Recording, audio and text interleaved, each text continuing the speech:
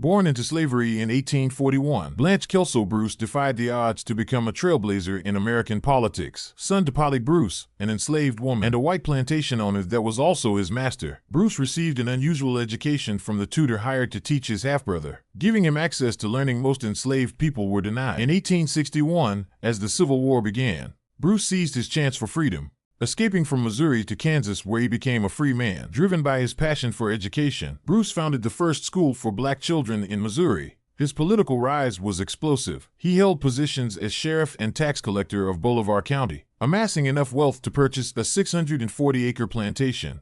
Bruce made history as the first black American to serve a full term in the U.S. Senate. Bruce exposed the fraud of white officials at Freedman Savings Bank that wiped millions of deposit dollars from newly emancipated black Americans. He championed legislation to protect black Civil War soldiers' pensions and submitted a bill to distribute unclaimed funds to 5 black American colleges. He delivered a powerful speech urging the investigation of the brutal hazing of black West Point cadet Johnson Whitaker. In 1881, President James Garfield appointed Bruce Register of the Treasury. His signature appeared on various denominations of United States currency.